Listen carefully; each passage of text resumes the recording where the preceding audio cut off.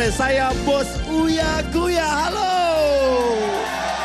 Ang mga host, dumaan daw muna sa matinding training. Dan sekarang kita masuk di segmen yang Ipinanood sa kanila ang mga past episode ng Eat Bulaga sa Pilipinas para maaral nila ang tamang estilo ng hosting. So goodbye gang, pasok. Super surprise!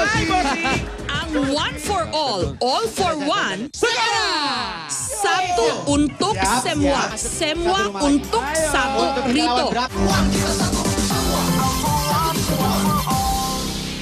At ang isa sa mga host, si Leo, Pilipino. Sa lahat po ng kapuso natin sa Pilipinas, maraming salamat po sa inyong suporta. Mabuhay! Eat Bulaga! Pilipinas at Indonesia!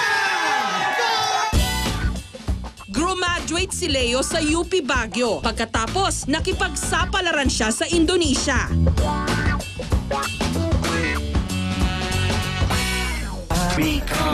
Pinalad siyang mapabilang sa isang I-pop o Indonesian pop band hanggang naimbitahan ng SCTV na mag-audition bilang host.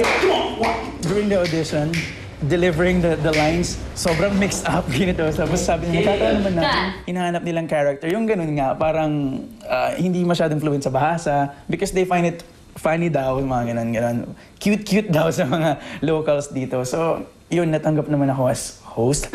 Ini, Jose. Sabi na, isa daw si Jose ng Pilipinas. Si Wally.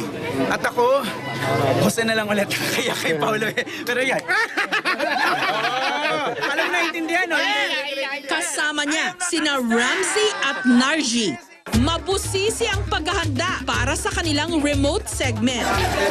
Dan perhatian pada ibu-ibu semua, kepada ibu-ibu semua, saya mohon izin. Katulad dito sa Pilipinas, madalas din daw nilang problema ang mga masisikip na daan papunta sa mga komunidad.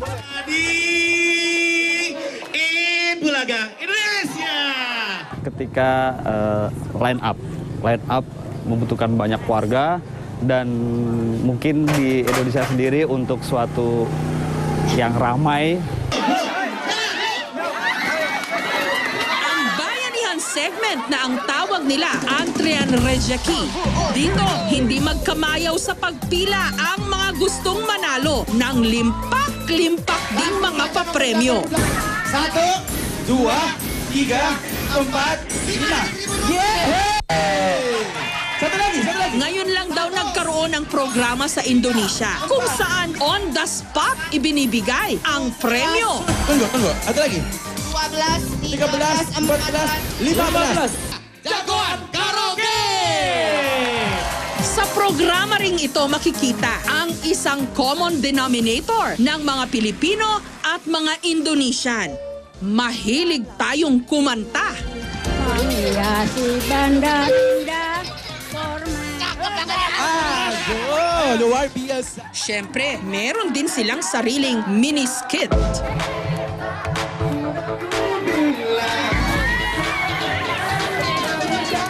Makapal din ang mukha ng mga remote host katulad ni na Jose, Wally at Paulo. Aba, nakikikain din. Mau juga. Kaya yun yung magic nung show, ng segment. Madali siyang makarelate sa tao, madaling parang, kumbaga, abot kamay kami. Parang gano'n. Heto ang hindi ko inasahan. Akala ko, mas konserbatibo sa atin ang mga kababaihan dito. Lalo pat marami sa kanila sumusunod sa turo ng kanilang relihiyong Muslim. Lalo pa pagdating sa kanilang kasuotan. Yun pala, pag nakarinig na ng kanta, mga bungis-ngis din. I never thought that Indonesian women could be so uninhibited dancing and singing. Indonesian woman is very open in every aspect of their life. Tangkan istimewa. Indonesian women, of course, they love to dance, they love to sing. You know, we are all the same. Philippines archipelago, Indonesia archipelago also. So every island in Indonesia have their own traditional dance. So they are all love to dance and sing, of course. What do you think of the show? Will it click among Indonesians? Oh, this is a great show. This is not just entertainment show. This is happiness. We are very lucky. Eat Bulaga Philippines giving us the chance to sharing the happiness, bringing the happiness to Indonesia. Nakakatuwang pagmasdan ng audience. Buhay na buhay! Masayang masaya! Palagay mo, anong implication nito? Kasi di ba mga Asian dati lang, ang perception we're so colonial-minded. We look up to the West. Anong implication nito na ngayon, an Asian country is importing a program or content from another Asian country? Iba pag galing sa Pilipinas ngayon, isipin nila, magdadalawang isip sila pag nakakita sila ng programa sa Pilipinas. Kukopian ba natin o kukunin natin yung franchise? Yun ang magiging isipan nila. Sandok? Yeah! First time na nangyari sa Philippine history.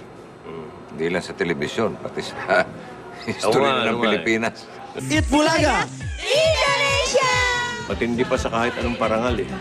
Matindi pa sa kahit ilang libong gintong medalya. Pinakamahaba na kami sa Himpapawid. Pero nung nangyari itong Eat Bulaga Indonesia, ang pakiramdam namin eh, lumipad na kami talaga.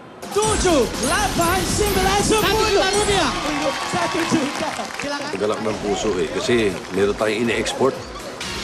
Talent. Ang ini-export na hindi basta talent, kung hindi concept, entertainment, the Filipino entertainment, parang ganun eh.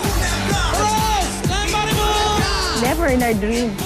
Kasi nga, ang Eat Bulaga, when we were starting, we were just living one day at a time.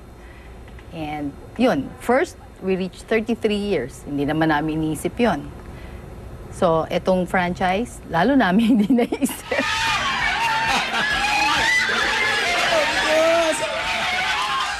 Nakakaiyak. Hindi, mahirap ipaliwanag eh. Para kang may anak doon, na yung anak mo, yung joke ko nga sa mga staff, you take care of our baby.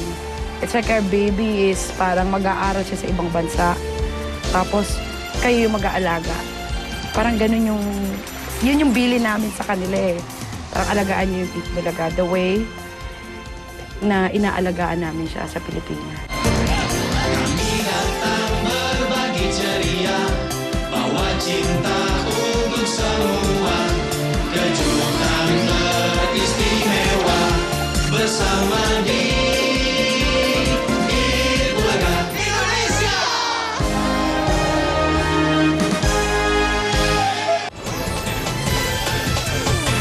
Walang kahirap-hirap, pero puno pa rin ng sarap.